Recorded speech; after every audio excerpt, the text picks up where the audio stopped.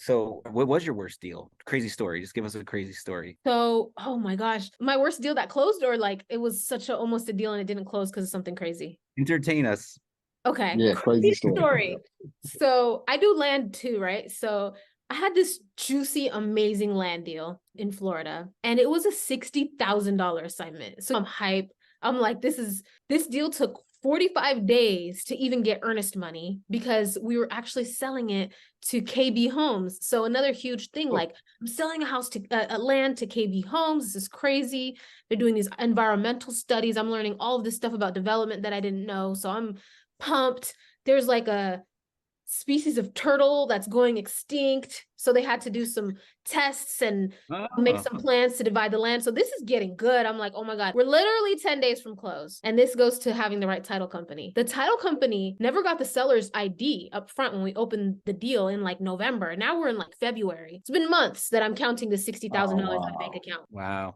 The seller wasn't even the seller. It was a fraudulent person. Oh, Oh, wow. So now we don't have a deal, and then KB Homes thinks that I'm part of this freaking Yeah, fraud. you the scammer. Yeah.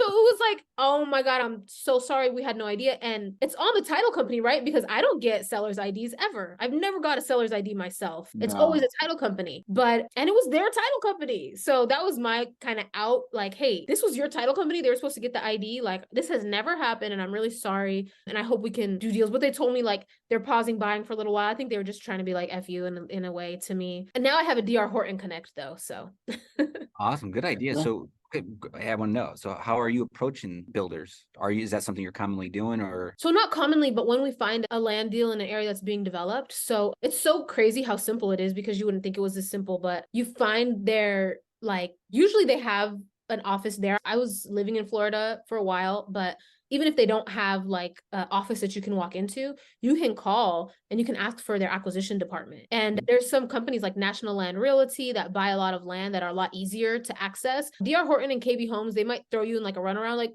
I don't know, we'll send you here, we'll send you here. But eventually you'll get an email or a phone number for someone who's connected to an acquisitions department. And how they kind of work is like they'll have this acquisitions person, but that acquisitions person is also kind of making a wholesale fee in a sense. So they're Yeah. kind of trying to get it under contract from you at a price, and then they're selling it to ultimately the corporation. But they will they're going to get it for 80, Right. we're going to get it from you for 70, and then like if you have it locked up for 30, that's your spread right there. Nice. Okay. They just take a very long time, like between 3 months to even potentially 2 years if it's a big piece of land. So I'd really rather find a local developer. And that's a little easier because you can just look on Zillow for Mhm. sale and look at newly built homes and just contact the agent and just say, hey, Right. I see you're listing this newly built home. We have a lot of land if that guy's still interested. And if you have a good relationship with your title company, title companies will give you all that information too. There So you true. go. Keep. It's all about those relationships. Yeah, That's and so this So, that, is so not a strategy I like. I don't go for this strategy just because it's so time consuming and it takes a lot of effort. Like I would have to have a team just for that. But when we come across those type of deals, I know how to move them. that's great. I think okay. we're gonna have to charge for this podcast, Marcus. Yeah. That's amazing. Thank you. This is great.